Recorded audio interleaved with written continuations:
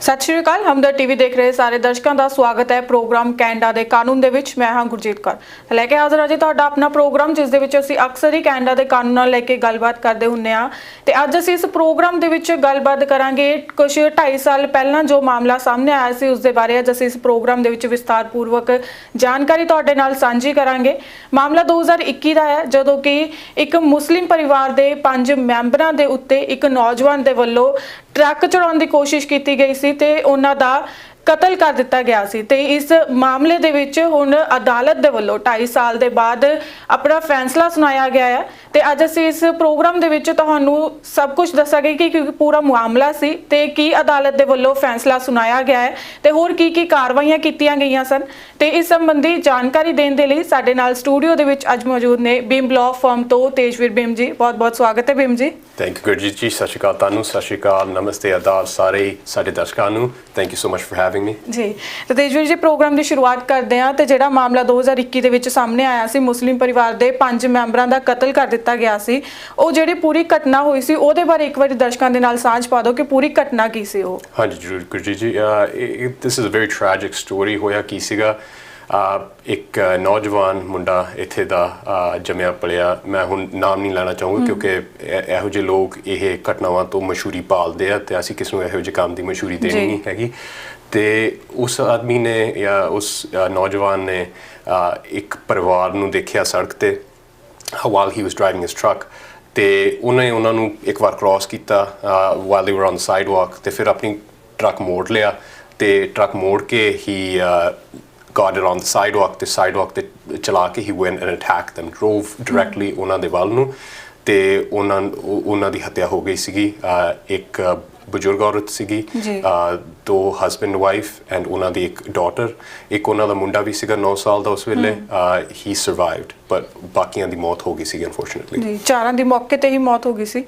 ਤੇ ਜਿਹੜਾ ਨੌਜਵਾਨ ਹੈ ਜਿਹਦੇ ਵੱਲੋਂ ਇਹ ਅਟੈਂਪਟ ਕੀਤਾ ਗਿਆ ਸੀਗਾ ਉਸਨੂੰ ਕਿੰਨੇ ਚਿਰ ਬਾਅਦ ਗ੍ਰਿਫਤਾਰ ਕੀਤਾ ਗਿਆ ਸੀ? ਵੈਲ ਹੁਣ ਗ੍ਰਿਫਤਾਰ ਤਾਂ ਉਹਨਾਂ ਨੇ ਰਾਈਟ ਵੇ ਕਰ ਲਿਆ ਸੀਗਾ। ਉਸ ਨੌਜਵਾਨ ਨੇ ਆਪਣੇ ਆਪ ਨੂੰ ਸਰੈਂਡਰ ਕਰਤਾ ਸੀਗਾ। ਹੀ ਪੁਲਡ into I think uh plaza ਜਿੱਥੇ ਉਹਨੇ ਇੱਕ ਟੈਕਸੀ ਡਰਾਈਵਰ ਦੇ ਥਰੂ ਪੁਲਿਸ ਨੂੰ ਫੋਨ ਕੀਤਾ ਸੀਗਾ ਤੇ ਉਹਨਾਂ ਨੂੰ ਨੋਟੀਫਾਈ ਕੀਤਾ ਸੀ ਕਿ ਆ ਜਾਓ ਮੈਨੂੰ ਇੱਥੇ ਅਰੈਸਟ ਕਰ ਲਓ। ਸੋ ਇਸ ਨੌਜਵਾਨ ਦੀ ਦਿਸ ਵਾਸ ਪ੍ਰੀ ਪਲਾਨਡ ਤੇ ਉਹਦੀ ਇੰਟੈਂਸ਼ਨ ਸੀਗੀ ਇੱਕ ਤਾਂ ਕੰਮ ਕਰਨ ਦੀ ਘਟਨਾ ਕਰਨ ਦੀ ਤੇ ਉਸ ਤੋਂ ਬਾਅਦ ਪੁਲਿਸ ਨੂੰ ਆਪਣੇ ਆਪ ਨੂੰ ਸਰੈਂਡਰ ਕਰਨ ਦੀ। ਸੋ ਉਹਦੀ ਪੂਰੀ ਇੰਟੈਂਸ਼ਨ ਸੀਗੀ। ਸੋ it was politically motivated. It obvious ਹੈਗਾ ਆ ਜੀ। ਤੇ ਹੁਣ ਅਦਾਲਤ ਦੇ ਵੱਲੋਂ 2.5 ਸਾਲ ਬਾਅਦ ਫੈਸਲਾ ਸੁਣਾਇਆ ਗਿਆ, ਪਰ ਇਸ ਤੋਂ ਪਹਿਲਾਂ ਆਪਾਂ ਬੈਕਗ੍ਰਾਉਂਡ ਵੱਲ ਚੱਲਦੇ ਹਾਂ ਕਿ ਜਦੋਂ ਗ੍ਰਿਫਤਾਰ ਕੀਤਾ ਗਿਆ ਸੀ ਨੌਜਵਾਨ ਨੂੰ ਤਾਂ ਉਸ ਤੋਂ ਬਾਅਦ ਕੀ ਕਾਰਵਾਈਆਂ ਹੋਈਆਂ ਸੀਗੀਆਂ? ਸੋ ਪੁਲਿਸ ਦੀ ਕਾਰਵਾਈ ਤਾਂ ਸਿੰਪਲ ਸੀਗੀ। they wanted to know ਕਿ ਹੋਇਆ ਉਹਨੇ ਕਾਹਤੋਂ ਕੀਤਾ ਕਿਉਂਕਿ ਬਾਕੀ ਦੀ ਕਾਰਵਾਈ ਤਾਂ ਉਹਨਾਂ ਦੀ ਮੁੱਕੀ ਸੀਗੀ when he's admitted ਉਹਨੇ ਆਪ ਹੀ ਜੁਰਮ ਕਬੂਲ ਕਰ ਲਿਆ ਸੀਗਾ। ਸੋ ਉਹਨਾਂ ਨੇ ਪਤਾ ਕਰਨਾ ਸੀ ਕਿ ਹੋਇਆ ਕਾਹਤੋਂ ਹਾਦਸਾ ਉਹਨੇ ਕੀਤਾ ਕਾਹਤੋਂ ਐਂਡ ਉਹਨਾਂ ਦੀ ਕਾਰਵਾਈ ਤੋਂ ਪਤਾ ਲੱਗਿਆ and it was pretty simple ਕਿਉਂਕਿ ਉਹਨੇ ਆਪ ਹੀ ਬਿਆਨ ਦੇ ਦਿੱਤੇ ਸੀਗੇ ਪੁਲਿਸ ਨੂੰ। ਉਹਨਾਂ ਦੀ ਕਾਰਵਾਈ ਤੋਂ ਇਹ ਪਤਾ ਲੱਗਿਆ ਕਿ the crime was hate motivated ਤੇ ਇੱਕ ਤਾਂ it was political in the sense ਕਿ ਜਿਹੜਾ ਨੌਜਵਾਨ ਸੀਗਾ ਉਹ ਮੰਨਦਾ ਸੀਗਾ ਕਿ ਜਿਹੜੇ ਦੂਜੇ ਮੁਲਕਾਂ ਤੋਂ ਲੋਕ ਇੱਥੇ ਆਏ ਆ ਕੈਨੇਡਾ ਦੇ ਵਿੱਚ ਭਾਵੇਂ ਦੂਜੇ ਰੇਸ ਦੇ, ਦੂਜੇ ਬੈਕਗਰਾਊਂਡਸ ਦੇ, ਦੂਜੇ ਕਲਚਰਸ ਦੇ, ਉਹ ਲੋਕ ਗੋਰਿਆਂ ਨੂੰ ਰਿਪਲੇਸ ਕਰ ਰਹੇ ਆ ਜਾਂ ਗੋਰਿਆਂ ਦੀ ਜਗ੍ਹਾ ਲੈ ਰਹੇ ਆ ਤੇ these are the views espoused by this man and ਉਹ ਨੌਜਵਾਨ ਦੇ ਬਿਲੀਫ ਸੀਗੇ ਕਿ ਜੇ ਮੈਂ ਇਹਨਾਂ ਨੂੰ ਇੱਕ ਵਾਰਨਿੰਗ ਦੇ ਦੇਵਾਂ ਕਿਸੇ ਤਰੀਕੇ ਦੀ ਇੱਕ ਸਟਰੋਂਗ ਵਾਰਨਿੰਗ ਤੇ ਡਰ ਕੇ ਮੁੜ ਜਾਣਗੇ ਜਾਂ ਇਹਨਾਂ ਦੇ ਲੋਕ ਆਉਣ ਤੋਂ ਡਰ ਜਾਣਗੇ ਜਾਂ ਮੇਰੇ ਵਰਗੇ ਜੇ ਹੋਰ ਇੱਦਾਂ ਦੇ ਲੋਕ ਕਰੀ ਜਾਣ then hopefully ਜਿਹੜੇ ਇਮੀਗ੍ਰੈਂਟ ਹੈ ਉਹ ਡਰ ਕੇ ਇੱਥੇ ਕੈਨੇਡਾ ਨਹੀਂ ਆਉਣਗੇ। ਸੋ ਇਹ ਉਸ ਮੁੰਡੇ ਦੀ ਸੋਚ ਸੀਗੀ ਐਂਡ ਹਾਲੇ ਵੀ ਸ਼ਾਇਦ ਹੋਊਗੀ but you know the reality is ਕਿ ਇਹ ਜਿਹੜੀ ਸੋਚ ਆ ਹੁਣ ਕਈ ਲੋਕ ਸੋਚਣਗੇ ਕਿ ਇਹ ਪੋਲੀਟੀਕਲ ਨਹੀਂ ਹੈਗੀ ਬਟ ਇਹ ਪੋਲੀਟੀਕਲ ਹੀ ਹੈਗੀ ਆ ਕਿਉਂਕਿ ਜਿਹੜਾ ਇਨਸਾਨ ਇੱਕ ਇਹੋ ਜਿਹੀ ਚੇਂਜ ਲਿਆਉਣ ਦੀ ਕੋਸ਼ਿਸ਼ ਕਰ ਰਿਹਾ ਥਰੂ ਵਾਇਲੈਂਟ ਮੀਨਸ। ਸੋ ਕੋਈ ਵਿਅਕਤੀ ਵਾਇਲੈਂਸ ਦਾ ਇਸਤੇਮਾਲ ਕਰਕੇ ਇਹੋ ਜਿਹੀ ਚੇਂਜ ਲਿਆਉਣ ਦੀ ਕੋਸ਼ਿਸ਼ ਕਰ ਰਿਹਾ ਤੇ ਉਹ ਟੈਰਰਿਜ਼ਮ ਆ ਰਾਈਟ। ਤੇ ਇਹੀ ਗੱਲ ਪੁਲਿਸ ਦੀ ਜ਼ਹਿਨ 'ਚ ਸੀਗੀ ਤੇ ਕਰਾਊਨ ਦੀ ਜ਼ਹਿਨ 'ਚ ਸੀਗੀ। ਸੋ ਉਹਨਾਂ ਦੀ ਕਾਰਵਾਈ ਤੋਂ ਬਾਅਦ ਉਹਨਾਂ ਨੇ ਟੈਰਰਿਜ਼ਮ ਦੇ ਚਾਰਜ ਪਲੇਸ ਕਰਤੇ ਸੀਗੇ ਇਸ ਵਿਅਕਤੀ ਤੇ ਜੀ ਤੇ ਅਦਾਲਤ ਦੇ ਵੱਲੋਂ ਹੁਣ ਉਸ ਵਿਅਕਤੀ ਨੂੰ ਦੋਸ਼ੀ ਕਰਾਰ ਕੀਤਾ ਗਿਆ ਤੇ ਉਹਨੂੰ ਅੱਤਵਾਦੀ ਕਰਾਰ ਕਰਤਾ ਇੱਕ ਤਰ੍ਹਾਂ ਦੇ ਨਾਲ। ਤਾਂ ਇਹ ਕਿਉਂ ਅੱਤਵਾਦੀ ਉਹਨੂੰ ਕਰਾਰ ਕੀਤਾ ਗਿਆ ਆ? ਸੋ ਕੋਰਟ ਦਾ ਕਹਿਣਾ ਇਹ ਆ ਤੇ ਕਰਾਊਨ ਦਾ ਮੰਨਣਾ ਇਹ ਸੀਗਾ ਕਿ ਜਿਹੜੀ ਉਹਦੀ ਫਿਲਾਸਫੀ ਆ ਕਿ ਉਹਦੀ ਆਈਡੀਓਲੋਜੀ ਆ ਉਹ ਇੱਕ ਪੋਲੀਟੀਕਲੀ ਮੋਟੀਵੇਟਿਡ ਆਈਡੀਓਲੋਜੀ ਆ ਤੇ ਉਹ ਇੱਕ ਪੋਲੀਟੀਕਲ ਚੇਂਜ ਚਾਹੁੰਦਾ ਆ ਰਾਈਟ ਉਹ ਵਿਅਕਤੀ ਆ ਉਹਦੇ ਵਰਗੇ ਜਿਹੜੇ ਵਿਅਕਤੀ ਆ ਇੱਥੇ ਇਸ ਦੇਸ਼ 'ਚ ਕੁਝ ਬਦਲਾਵ ਦੇਖਣਾ ਚਾਹੁੰਦੇ ਆ ਰਾਈਟ ਤੇ ਉਹ ਬਦਲਾਵ ਉਹ ਇੱਕ ਵਾਇਲੈਂਟ ਐਕਸਰਸਾਈਜ਼ ਦੇ ਥਰੂ ਲਿਆਉਣਾ ਚਾਹੁੰਦੇ ਆ ਸੋ ਕੋਰਟ ਕਹਿੰਦਾ ਹੈ ਕਿ ਲੋਕ ਇਹ ਅੱਤਵਾਦ ਦਾ ਡੈਫੀਨੇਸ਼ਨ ਆ ਰਾਈਟ ਜੇ ਤਾਂ ਤੁਸੀਂ ਵਾਇਲੈਂਸ ਦੇ ਰਾਹੀਂ ਕੋਈ ਚੇਂਜ ਲਿਆਉਣੀ ਚਾਹੁੰਦੇ ਹੋ ਪੋਲੀਟੀਕਲ ਰਿਲੀਜੀਅਸ ਕਲਚਰਲ ਤੇ ਉਹ ਅੱਤਵਾਦ ਦੀ ਡੈਫੀਨੇਸ਼ਨ 'ਚ ਫਿੱਟ ਹੋ ਜਾਂਦਾ ਆ ਸਾਡੇ ਇੱਥੇ ਦੇ ਐਂਟੀ ਟੈਰਰਿਜ਼ਮ ਲੈਜਿਸਲੇਸ਼ਨ 'ਚ ਫਿੱਟ ਹੋ ਜਾਂਦਾ ਆ ਜੀ ਤੇ ਇਹਨੂੰ ਅਗਰ ਕਤਲ ਕੀਤਾ ਗਿਆ ਸੀ ਉਸ ਨੌਜਵਾਨ ਦੇ ਵੱਲੋਂ 4 ਜਣਿਆਂ ਦਾ ਇੱਕ ਬਚ ਗਿਆ ਸੀਗਾ ਤਾਂ ਇਹਦੇ ਵਿੱਚ ਹੋਰ ਕੀ ਇਲਜ਼ਾਮ ਲੱਗ ਸਕਦਾ ਸੀ ਅੱਤਵਾਦ ਤੋਂ ਇਲਾਵਾ ਪਹਿਲਾਂ ਮਤਲਬ ਅੱਤਵਾਦ ਕਰਾਰ ਕਰਨ ਤੋਂ ਪਹਿਲਾਂ ਹੋਰ ਕੀ ਉਹਦੇ ਤੇ ਜਿਹੜੇ ਅਦਾਲਤ ਦੇ ਵੱਲੋਂ ਲਗਾਇਆ ਜਾ ਸਕਦਾ ਸੀ ਦੋਸ਼ Well, traditionally, ਆਪਾਂ ਇੱਥੇ murder ਦੇ charge ਦੇਖਦੇ ਹਾਂ different homicide charges ਇਹੋ ਜਿਹੇ actions ਲਈ so in the past ਸਾਡੇ ਇੱਥੇ courts 'ਚ we've always seen these actions held as homicides different ਤਰੀਕੇ ਦੀਆਂ and homicide the maximum penalty ਇੱਥੇ ਹੈਗੀ 25 years without parole so in the past ਸਾਡੇ ਕੋਰਟਸ ਨੂੰ ਜਾਂ ਸਾਡੇ ਜਿਹੜੇ ਸਰਕਾਰੀ ਵਕੀਲ ਜਾਂ ਕਰਾਊਨ ਵਕੀਲ ਜਿਹੜੇ ਹੈਗੇ ਆ ਉਹਨਾਂ ਨੂੰ ਸ਼ਾਇਦ ਇਹ ਲੱਗਦਾ ਸੀਗਾ ਕਿ ਜੇ ਤਾਂ ਆਪਾਂ ਉਹ ਥ੍ਰੈਸ਼ਹੋਲਡ ਸਿਰਫ ਮਰਡਰ ਚਾਰਜ ਲਾ ਕੇ ਮੀਟ ਕਰ ਲਿਆ ਦੈਨ ਦੂਜੇ ਵੱਖਰੇ ਚਾਰਜ ਲਾਉਣ ਦੀ ਲੋੜ ਹੀ ਨਹੀਂ ਸੀਗੀ ਸੋ ਇਹ ਸਾਡੀ ਪਹਿਲਾਂ ਸੋਚ ਸੀਗੀ ਪਰ ਹੁਣ ਸਪੈਸ਼ਲੀ ਇਹ ਕੋਰਟ ਦੀ ਰੀਜ਼ਨਿੰਗ 'ਚੋਂ ਦੇਖਦੇ ਆ ਕਿ ਜਿਹੜੇ ਜੱਜ ਨੇ ਫੈਸਲਾ ਦਿੱਤਾ ਆ ਉਹਨਾਂ ਨੇ ਇਸ ਗੱਲ ਨੂੰ ਰੈਕਗਨਾਈਜ਼ ਕੀਤਾ ਹੈ ਕਿ ਟੈਰਰਿਜ਼ਮ ਹੁਣ ਕਈ ਡਿਫਰੈਂਟ ਜਗ੍ਹਾ ਕਈ ਡਿਫਰੈਂਟ ਡੋਮੇਨਸ 'ਚ ਫੈਲ ਗਿਆ ਆ ਪਹਿਲਾਂ ਤਾਂ ਜਦੋਂ ਆਪਾਂ ਐਂਟੀ ਟੈਰਰਿਜ਼ਮ ਲੈਜਿਸਲੇਸ਼ਨ ਲਿਆਂਦੀ ਸੀਗੀ ਉਹ it was a response to ਜਿਹੜੇ 9/11 ਅਟੈਕ ਹੋਏ ਸੀਗੇ 2001 'ਚ ਤੇ ਸਾਡਾ ਜਿਹੜਾ ਵਿਊ ਸੀਗਾ ਟੈਰਰਿਜ਼ਮ ਦਾ ਉਹ ਇੱਕ ਬਹੁਤ ਹੀ ਇੱਕ ਫੋਰਨ actor view ਸੀਗਾ it was like our enemy ਬਹੁਤ ਦੂਰ ਸੀਗਾ ਜਾਂ ਟੈਰਰਿਜ਼ਮ ਸਿਰਫ ਇੱਕ ਈਸਟਰਨ ਚੀਜ਼ ਸੀਗੀ ਜਿਹੜੀ ਇੱਥੇ ਆਂਦੀ ਆ ਐਂਡ ਆਪਾਂ ਦੇਖਿਆ ਕਿ ਸਾਡੇ ਕਮਿਊਨਿਟੀ ਦੇ ਕਈ ਲੋਕ ਇਸ ਵਿਊ ਦਾ ਸ਼ਿਕਾਰ ਬਣੇ ਆ ਜਦੋਂ 9/11 ਹੋਇਆ ਉਸ ਤੋਂ ਬਾਅਦ ਸਾਡੇ ਕਮਿਊਨਿਟੀ ਦੇ ਮੁਸਲਿਮ ਕਮਿਊਨਿਟੀ ਦੇ ਕਈ ਕਮਿਊਨਿਟੀਜ਼ ਦੇ ਲੋਕ ਇਟਸ ਨਾਜਾਇਜ਼ ਰੀਜ਼ਨਸ ਲਈ ਇਸ ਲੈਜਿਸਲੇਸ਼ਨ ਕਈ ਲੈਜਿਸਲੇਸ਼ਨ ਸਪੈਸ਼ਲੀ US 'ਚ ਜਿਹੜੀ ਪੈਟਰੀਅਟ ਐਕਟ ਆ ਉਹਦਾ ਸ਼ਿਕਾਰ ਬਣੇ ਸੋ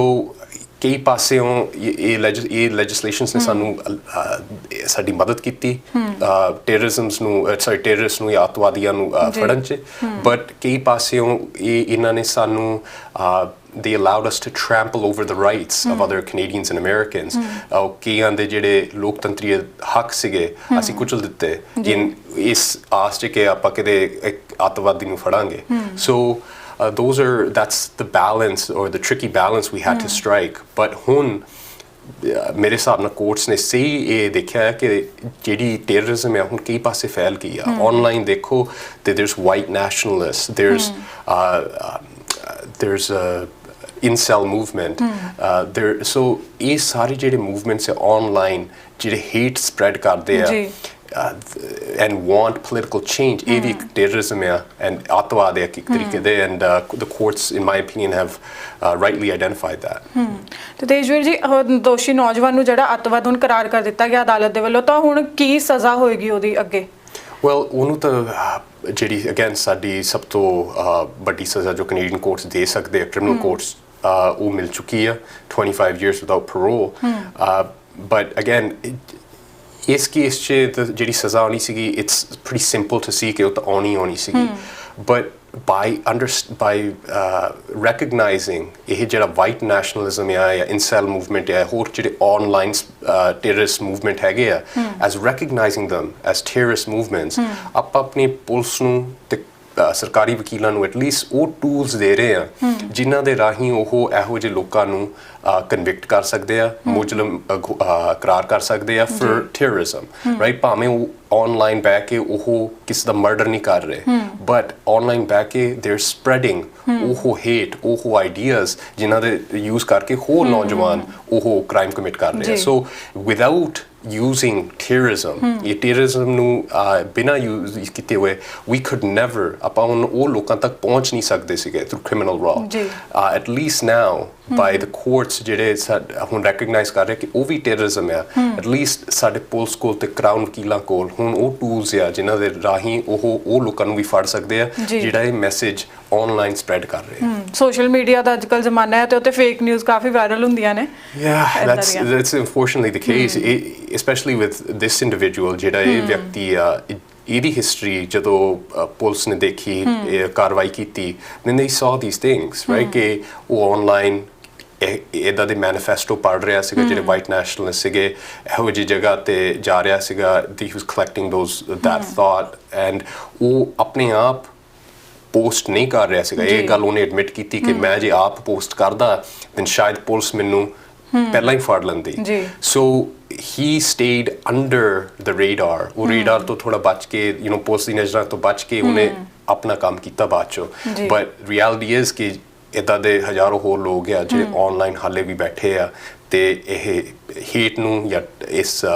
ਵਾਇਲੈਂਸ ਨੂੰ ਵਾਇਲੈਂਟ ਨੋਸ਼ਨਸ ਨੂੰ ਸਪਰੈਡ ਕਰ ਰਹੇ ਆ ਜੀ ਤੇ ਤੇਜਵੀਰ ਜੀ ਹੁਣ ਆਪਾਂ ਹੇਟ ਕ੍ਰਾਈਮ ਦੀ ਵੀ ਗੱਲ ਕਰਦੇ ਆ ਪਹਿਲਾਂ ਤਾਂ ਹੇਟ ਕ੍ਰਾਈਮ ਬਾਰੇ ਦੱਸ ਦਿਓ ਕਿ ਹੁੰਦਾ ਕੀ ਹੈ ਤੇ ਹੇਟ ਕ੍ਰਾਈਮ ਤੇ ਟੈਰਰਿਜ਼ਮ ਦੇ ਵਿੱਚ ਡਿਫਰੈਂਸ ਕੀ ਹੁੰਦਾ ਆ ਦੇਖੋ ਹੇਟ ਕ੍ਰਾਈਮ ਸਾਡੇ ਕ੍ਰਿਮੀਨਲ ਕੋਡ 'ਚ obviously it's outlawed but hate crime 'ਚ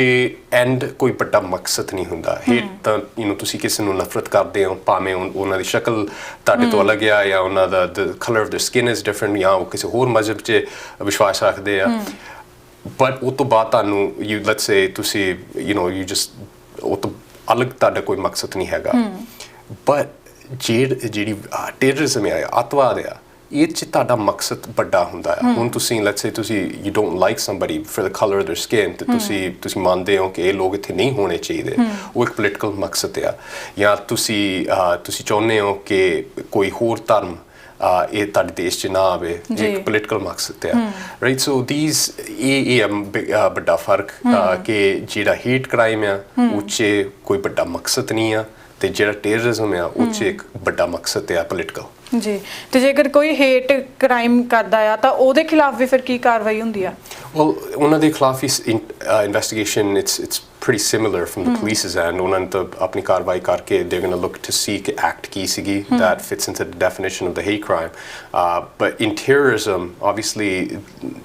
the situation is different because each hun obviously violence is being involved and it's being involved for a political reason so hun jehdi police hundi they have to probably do a bit more work to show ਕਿ ਉਹ violent ਮਕਸਦ ਕੀ ਹੈ sorry ਉਹ political ਮਕਸਦ ਕੀ ਹੈਗਾ and 'ਚ ਜਿਹੜਾ hate crime ਹੈ ਉਹ ਥੋੜਾ ਜ਼ਿਆਦਾ ਸਿੰਪਲ ਆ ਰਾਈਟ ਉਹ 'ਚ ਤੁਸੀਂ you just going to prove ਕਿ ਸ਼ਖਸ ਕੌਣ ਸੀਗਾ ਉਹਨੇ ਐਕਟ ਕੀ ਕੀਤੀ ਤੇ ਆਬਵੀਅਸਲੀ ਨਤੀਜਾ ਕੀ ਸੀਗਾ ਬਟ ਹੀਅਰ ਤੁਸੀਂ ਇਹ ਵੀ ਸ਼ੋਅ ਕਰਨਾ ਪੈਣਾ ਤੁਹਾਨੂੰ ਕਿ ਹਾਂ ਉਹ 'ਚ ਪੋਲੀਟੀਕਲ ਮਕਸਦ ਵੀ ਸੀਗਾ ਕੋਈ ਜਾਂ ਕੋਈ ਰਿਲੀਜੀਅਸ ਕੋਈ ਵੱਡਾ ਮਕਸਦ ਸੀਗਾ ਸੋ ਇਹ ਸ਼ਾਇਦ ਸਾਡੇ ਆਫਿਸਰਸ ਲਈ ਕਰਾਊਨ ਵਕੀਲਾਂ ਲਈ ਥੋੜਾ challenging but the reality is ਕਿ ਇਸ ਟੂਲ ਤੋਂ ਬਿਨਾਂ they couldn't go after ਜਾਂ ਉਹ ਇਹੋ ਜਿਹੇ ਸ਼ਖਸਾਂ ਨੂੰ ਨਹੀਂ ਫੜ ਸਕਦੇ ਸੀਗੇ ਜਿਹੜੇ ਆਨਲਾਈਨ ਬੈਠੇ ਇਹ ਚੀਜ਼ ਨੂੰ ਪ੍ਰਮੋਟ ਕਰ ਰਹੇ ਜੀ ਤੇ ਤੇਜਵੀਰ ਜੀ ਜਿਹੜਾ ਹੁਣ ਟੈਰਰਿਜ਼ਮ ਕਰਾਰ ਕਰ ਦਿੱਤਾ ਗਿਆ ਨੌਜਵਾਨ ਨੂੰ ਇਹ ਜਿਹੜਾ ਇੱਕ ਰੂਲ ਆਇਆ ਆ ਇਹਦੇ ਨਾਲ ਕੀ ਬਦਲਾਵ ਆਊਗਾ ਹੁਣ ਕਾਨੂੰਨ ਦੇ ਵਿੱਚ well ਜਦੋਂ ਮੈਂ ਹੁਣੇ ਜ਼ਿਕਰ ਕੀਤਾ ਸੀਗਾ ਕਿ ਇੱਕ ਤਾਂ ਹੁਣ ਸਾਡੇ ਪੁਲਿਸ ਕੋਲ ਤੇ ਕਰਾਊਨ ਵਕੀਲਾਂ ਕੋਲ ਇੱਕ ਟੂਲ ਮਿਲ ਗਿਆ ਰਾਈਟ ਜਿਹਦੇ ਰਾਹੀਂ ਉਹ ਇਹੋ ਜਿਹੇ ਲੋਕਾਂ ਨੂੰ ਫੜ ਸਕਦੇ ਉਹਨਾਂ ਨੂੰ ਚਾਰਜ ਤੇ ਕਨਵਿਕਟ ਕਰ ਸਕਦੇ ਆ ਦੂਜੀ ਚੀਜ਼ ਇਹ ਆ ਕਿ ਇਹ ਸਾਡੀ ਕਮਿਊਨਿਟੀ ਲਈ ਇੱਥੇ ਕੈਨੇਡਾ ਦੇ ਵਿੱਚ ਜਿਹੜੀ ਇਮੀਗ੍ਰੈਂਟ ਕਮਿਊਨਿਟੀ ਆ ਉਹਨਾਂ ਲਈ ਇੱਕ ਬਹੁਤ ਵੱਡੀ it's big news it also shows ਕਿ ਜਿਹੜੀ ਸਾਡੀ ਸਰਕਾਰ ਆ ਜਾਂ ਕੋਰਟਸ ਆ ਉਹ ਸਾਡੇ protection 'ਚ ਸਾਡੇ ਨਾਲ ਆ right that they understand that Canada is a diverse country right ਸਾਡੇ ਇੱਥੇ ਇਸ ਮੁਲਕ 'ਚ ਬਹੁਤ different ਲੋਕ ਹੈਗੇ ਆ from different countries from different backgrounds ਤੇ ਉਹਨਾਂ ਸਾਰਿਆਂ ਦੀ protection ਸਾਡੀ ਜ਼ਿੰਮੇਵਾਰੀ ਹੈਗੀ ਆ ਤੇ ਜੇ ਤਾਂ ਇਹ ਜਦੋਂ law ਬਣੀ ਸੀਗੀ we were afraid ਅਸੀਂ ਡਰ ਕੇ ਲਾਅ ਬਣਾਈ ਸੀਗੀ ਕਿ ਕੋਈ ਦੂਰ ਮੁਲਕ ਤੋਂ ਬੈਠੇ ਕੋਈ ਟੈਰਰਿਸਟ ਸਾਡੇ ਪਿੱਛੇ ਆ ਸਕਦੇ ਸਾਡੇ ਦੇਸ਼ 'ਚ ਆ ਸਕਦੇ ਸਾਨੂੰ ਨੁਕਸਾਨ ਦੇ ਸਕਦੇ ਆ but one thing we realized over time ਕਿ ਇਹ terrorism ਇੱਥੇ ਵੀ ਪੈਦਾ ਹੋ ਸਕਦਾ ਆ ਇਹਦਾ ਰੂਪ ਕੁਝ ਹੋਰ ਆ but it's still terrorism right ਉਹ ਇਹ ਵੀ ਲੋਕ ਹੈਗੇ ਆ ਜਿਹੜੇ ਕੁਝ ਲੋਕਾਂ ਨੂੰ ਨੁਕਸਾਨ ਦੇਣਾ ਚਾਹੁੰਦੇ ਆ for their political objectives. So it's a great thing for that the courts have recognized this, and ਇਹ ਸਾਡੇ ਕੈਨੇਡਾ 'ਚ ਸਾਰੇ ਇਮੀਗ੍ਰੈਂਟਸ ਲਈ ਐਕਚੁਅਲੀ ਇਸ positive news to show that again ਸਾਡੇ ਕੋਰਟਸ ਤੇ ਸਾਡੀ ਸਰਕਾਰ ਸਾਡੇ ਨਾਲ ਆ। ਜੀ ਬਿਲਕੁਲ। ਤੇ ਤੇਜਵੀਰ ਜੀ, ਇਸ ਘਟਨਾ ਦੇ ਉੱਤੇ ਜਾਂ ਫਿਰ ਮਤਲਬ ਇਸ ਮਾਮਲੇ ਦੇ ਉੱਤੇ ਕੋਈ ਹੋਰ ਜਾਣਕਾਰੀ ਦਰਸ਼ਕਾਂ ਦੇ ਨਾਲ ਸਾਂਝੀ ਕਰਨੀ ਰਹਿ ਗਈ ਹੋਵੇ? ਮੈਂ ਇੰਨਾ ਹੀ ਕਹੂੰਗਾ ਕਿ ਜੇ ਤਾਂ ਤੁਸੀਂ ਕਿਸੇ ਵੀ ਤਰੀਕੇ ਦੀ ਕ੍ਰਿਮੀਨਲ ਸਲਾਹ ਦੀ ਤੁਹਾਨੂੰ ਲੋੜ ਹੈਗੀ ਆ ਜਾਂ ਹੋਰ ਵੀ ਕੋਈ ਲੀਗਲ ਮੈਟਰ ਦੀ ਜੇ ਤੁਹਾਨੂੰ ਕੋਈ ਸਹਾਇਤਾ ਦੀ ਲੋੜ ਹੈਗੀ ਆ ਤਾਂ ਤੁਸੀਂ ਸਾਡੇ ਆਫਿਸ ਨੂੰ ਕੰਟੈਕਟ ਕਰ ਸਕਦੇ ਹੋ। Our phone number is 905-858-6768 and ਜਾਂ ਤੁਸੀਂ ਮੇਰੇ ਪਰਸਨਲ ਨੰਬਰ ਤੇ ਵੀ ਮੈਨੂੰ ਰੀਚ ਕਰ ਸਕਦੇ ਹੋ 647-300-7875। ਹਾਂਜੀ। ਤੇ ਤੇਜਵੀਰ ਜੀ, ਹੁਣ ਟੌਪਿਕ ਤੋਂ ਥੋੜਾ ਆਫ ਟੌਪਿਕ ਹੋ ਜਾਂਦੇ ਆ ਕਿ ਇੱਕ ਜੇਕਰ ਕੈਨੇਡਾ ਦੇ ਵਿੱਚ ਚੋਰੀਆਂ ਹੁੰਦੀਆਂ ਨੇ ਤਾਂ ਪੁਲਿਸ ਦੇ ਵੱਲੋਂ ਇੱਕ ਮਾਮਲਾ ਆਇਆ ਸੀਗਾ ਕਿ ਇੱਕ US ਦਾ ਕੋਈ ਆਦਮੀ ਆਇਆ ਸੀਗਾ, ਉਹਦਾ ਟਰੱਕ ਚੋਰੀ ਹੋ ਗਿਆ ਕੈਨੇਡਾ ਦੇ ਵਿੱਚ, ਉਹ ਆਪਣੀ ਬੇਟੀ ਨੂੰ ਮਿਲਣ ਆਇਆ ਸੀ, ਪਰ ਪੁਲਿਸ ਦੇ ਵੱਲੋਂ ਕੋਈ ਕਾਰਵਾਈ ਨਹੀਂ ਕੀਤੀ ਗਈ ਕਿ ਉਹਨਾਂ ਦਾ ਕਹਿਣਾ ਸੀਗਾ ਕਿ ਸਾਨੂੰ ਨਹੀਂ ਪਤਾ ਕਿ ਕਿੱਥੇ ਆ ਟਰੱਕ, ਤਾਂ ਮਤਲਬ ਕਿ ਉਦੋਂ ਕਾਰਵਾਈ ਕਿਉਂ ਨਹੀਂ ਕੀਤੀ ਜਾਂਦੀ ਹੈਗੀ? Well, this is a better question for the police, but ਮੈਂ ਇੰਨਾ ਜ਼ਰੂਰ ਕਹਿ ਸਕਦਾ ਕਿ recently ਜਿੰਨੇ ਵੀ ਸਾਡੇ developments ਹੋਏ ਆ ਭਾਵੇਂ auto theft ring 'ਚ ਜਾਂ extortion ring 'ਚ the police looked like ਉਹ ਇਸ ਚੀਜ਼ਾਂ ਤੇ ਸਖਤ ਕਦਮ ਚੱਕ ਰਹੇ ਆ, ਆਪਣੀ ਕਾਰਵਾਈ ਕਰ ਰਹੇ ਆ। ਕਈ ਉਹਨਾਂ ਨੇ ਅਰੈਸਟ ਵੀ ਕੀਤੇ ਆ, ਆਮ ਸ਼ੋਰ ਤੁਹਾਨੂੰ ਪਤਾ ਆ, ਤੇ ਉਹਨਾਂ ਨੇ ਅਰੈਸਟ ਪਬਲਿਕ ਵੀ ਕੀਤੇ ਆ, ਉਹ ਸ਼ਖਸਾਂ ਦੀ ਆਰੋਪੀਆਂ ਦੀ ਇਨਫੋਰਮੇਸ਼ਨ ਵੀ ਦਿੱਤੀ ਆ। Now one thing I do want to be careful about and let the public know is ਕਿ ਆਰੋਪੀ ਆ, right? ਉਹਨਾਂ ਤੇ ਹਾਲੇ crime ਜਾਂ ਜਿਹੜੇ ਆਰੋਪ ਆ ਉਹ ਸਾਬਿਤ ਨਹੀਂ ਹੋਏ। So a lot of these people are being treated as if ਉਹ criminal already ਹੈਗੇ ਆ। I know ਇੱਕ ਥਿੰਨ ਸਾਹਿਬ ਇੰਟਰਵਿਊ ਦੇਣ ਆਏ ਸੀਗੇ, so on CTV the reality is ਕਿ ਦੇਖੋ ਪੁਲਿਸ ਨੇ ਆਪਣੀ ਕਾਰਵਾਈ ਕਰਨੀ, ਆਪਣਾ ਕੰਮ ਕਰਨਾ ਆ। if ਉਹਨਾਂ ਤੇ ਪ੍ਰੈਸ਼ਰ ਹੈਗਾ ਆ ਕੁਝ ਕੰਮ, ਕੋਈ ਸੀਰੀਅਸ ਮੈਟਰ, ਕੋਈ ਘਟਨਾ ਹੋ ਰਹੀ ਕਮਿਊਨਿਟੀ 'ਚ, ਉਹਨੂੰ ਸੋਲਵ ਕਰਨ ਦਾ, ਤੇ ਕਈ ਵਾਰੀ ਉਹ ਅਰੈਸਟ ਕਰ ਲੈਂਦੇ ਆ ਤੇ ਨਿਊਜ਼ ਪਾ ਦਿੰਦੇ ਆ ਟੂ ਸ਼ੋ ਦ ਪਬਲਿਕ ਕਿ ਉਹ ਕੁਝ ਕਰ ਰਹੇ ਆ, ਬਟ ਰਿਐਲਿਟੀ ਕੁਝ ਹੋਰ ਹੁੰਦੀ ਆ। ਜਦੋਂ ਟ੍ਰਾਇਲ ਸ਼ੁਰੂ ਹੁੰਦਾ ਆ ਤੇ ਮੁਕੱਦਮਾ ਸ਼ੁਰੂ ਹੁੰਦਾ ਤੇ ਉਸ ਵਿਅਕਤੀ ਤੇ ਆਰੋਪ ਜਿਹੜੇ ਆ ਉਹ ਪ੍ਰੂਵ ਕਰਨੇ ਹੁੰਦੇ ਆ। ਸੋ ਪਬਲਿਕ ਕਈ ਵਾਰ ਪਹਿਲਾਂ ਸੈਟੀਸਫਾਈ ਹੋ ਜਾਂਦੀ ਆ ਕਿਉਂਕਿ ਨਿਊਜ਼ 'ਚ ਆ ਜਾਂਦਾ ਆ ਐਂਡ ਉਹ ਆਰਾਮ ਨਾਲ ਬਹਿ ਜਾਂਦੇ ਆ, but it's a tricky situation। ਇਸ ਚੀਜ਼ ਦਾ ਪੂਰੀ ਐਂਡ ਤੱਕ ਧਿਆਨ ਦੇਣਾ ਚਾਹੀਦਾ ਹੈ ਕਿਉਂਕਿ ਹਾਲੇ ਤੱਕ ਆਰੋਪ ਸਾਬਿਤ ਹੋਏ ਨਹੀਂ ਹੈ। ਸੋ that's the tricky part, and ਇੱਕ ਗੱਲ ਹੋਰ ਵੀ ਸਾਡੀ ਕਮਿਊਨਿਟੀ ਨੂੰ ਯਾਦ ਰੱਖਣੀ ਚਾਹੀਦੀ ਹੈ, like I was alluding to in the beginning, ਕਿ ਹਾਲੇ ਆਰੋਪ ਅਗੇਨ ਸਾਬਿਤ ਨਹੀਂ ਹੋਏ। so to treat everyone like they're a criminal despite ਜਿਹੜੇ ਆਰੋਪ ਆ ਉਹ ਸਾਬਿਤ ਕਰਨੇ ਹਾਲੇ ਬਾਕੀ ਆ is a tricky situation ਤੇ ਉਹ ਕਰਨੀ ਨਹੀਂ ਚਾਹੀਦੀ। so I would just request the community to be mindful of that। ਜੀ, ਤੇ ਜਿਹੜੇ ਅੱਜ ਮਾਮਲੇ ਦੇ ਬਾਰੇ ਆਪਾਂ ਗੱਲਬਾਤ ਕੀਤੀ ਉਹਦੇ ਵਿੱਚ ਦੋਸ਼ੀ ਨੇ ਖੁਦ ਹੀ ਜਿਹੜੇ ਆਰੋਪ ਸੀ ਉਹਨੇ ਆਪ ਹੀ ਮੰਨ ਲਏ ਸੀਗੇ, ਤਾਂ ਕਰਕੇ ਉਹਦੇ ਖਿਲਾਫ ਕਾਰਵਾਈ ਜਿਹੜੀ ਆ ਉਹ ਛੇਤੀ ਹੋ ਗਈ ਸੀਗੀ। yeah that again it generally for the matter ਜਿਹੜਾ ਹੁਣ ਆਪਾਂ ਗੱਲ ਕਰਕੇ ਹਟੇ ਸੀਗੇ for the London matter ਜਿਹ ਹੁਣ terrorist ਨੇ Muslim family ਨੂੰ murdered them, ਉਹ 'ਚ ਵੀ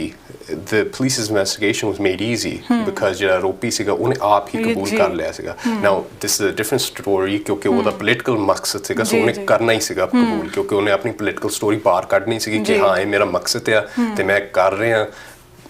to hopefully promote others ਜਾਂ to scare others। so that's really the gist of it। ਜੇ ਤਾਂ ਕਾਰਵਾਈ ਜੇ ਪੁਲਿਸ ਨੂੰ ਪਹਿਲਾਂ ਹੀ ਬਿਆਨ ਮਿਲ ਜਾਂਦੇ ਆ then it's very easy, their job is very easy। ਬਿਲਕੁਲ। ਤਾਂ ਤੇਜਵੀਰ ਜੀ, ਬਹੁਤ ਬਹੁਤ ਸ਼ੁਕਰੀਆ ਸਟੂਡੀਓ 'ਚ ਆਉਣ ਲਈ ਤੇ तमाम ਜਾਣਕਾਰੀ ਸਾਂਝੀ ਕਰਨ ਦੇ ਲਈ। Thank you so much Gurjeet ji, and thank you ਸਾਡੇ ਸਾਰੇ ਦਰਸ਼ਕਾਂ ਨੂੰ। ਜੀ, ਤਾਂ ਇਹ ਸੀ ਅੱਜ ਦਾ ਸਾਡਾ ਪ੍ਰੋਗਰਾਮ ਕੈਨੇਡਾ ਦੇ ਕਾਨੂੰਨ, ਤੇ ਉਮੀਦ ਹੈ ਕਿ ਜਿਹੜੀ ਅੱਜ ਤੁਹਾਨੂੰ ਇਹ ਜਿਹੜਾ ਪੂਰਾ ਮਾਮਲਾ ਹੈ ਤੁਹਾਨੂੰ ਸਮਝ ਆ ਚੁੱਕਿਆ ਹੋਵੇਗਾ। ਜਿਹੜਾ 2021 ਦਾ ਮਾਮਲਾ ਆ ਓਨਟਾਰੀਓ ਦੇ ਲੰਡਨ ਦਾ ਮਾਮਲਾ, ਜਿੱਥੇ ਕਿ ਇੱਕ ਨੌਜਵਾਨ ਦੇ ਵੱਲੋਂ ਮੁਸਲਿਮ ਪਰਿਵਾਰ ਦੇ 5 ਜੀਆਂ ਦੇ ਉੱਤੇ ਟਰੱਕ ਚੜਾ ਦਿੱਤਾ ਗਿਆ ਸੀ ਤੇ ਉਹਦੇ ਵਿੱਚੋਂ 4 ਦੀ ਮੌਕੇ ਤੇ ਹੀ ਮੌਤ ਹੋ ਗਈ ਸੀ ਤੇ ਇੱਕ ਬਚ ਗਿਆ ਸੀ। ਤੇ ਉਸ ਤੋਂ ਬਾਅਦ ਅਦਾਲਤ ਦੇ ਵੱਲੋਂ ਹੁਣ 2.5 ਸਾਲ ਦੇ ਬਾਅਦ ਆਪਣਾ ਫੈਸਲਾ ਸੁਣਾਇਆ ਗਿਆ ਹੈ ਤੇ ਨੌਜਵਾਨ ਨੂੰ ਅੱਤਵਾਦੀ ਕਰਾਰ ਕੀਤਾ ਗਿਆ ਹੈ ਤੇ ਇਸ ਦੇ ਸੰਬੰਧੀ ਤੇਜਵੀਰ ਜੀ ਦੇ ਵੱਲੋਂ ਡਿਟੇਲ ਦੇ ਵਿੱਚ ਜਾਣਕਾਰੀ ਸਾਂਝੀ ਕੀਤੀ ਗਈ ਹੈ ਕਿ ਕੀ ਕਾਰਵਾਈਆਂ ਕੀਤੀਆਂ ਗਈਆਂ ਸੀਗੀਆਂ। ਤੇ ਅੱਜ ਦੇ ਸਾਡੇ ਪ੍ਰੋਗਰਾਮ ਲਈ ਇੰਨਾ ਹੀ। ਅਗਲਾ ਪ੍ਰੋਗਰਾਮ ਲੈ ਕੇ ਜਲਦੀ ਤੁਹਾਡੇ ਸਾਹਮਣੇ ਹਾਜ਼ਰ ਹੋਵਾਂਗੇ। ਜਦ ਤੱਕ ਬਣੇ ਰਹੋ ਹਮਦਰਦ TV ਦੇ ਨਾਲ। ਸਤਿ ਸ਼੍ਰੀ ਅਕਾਲ।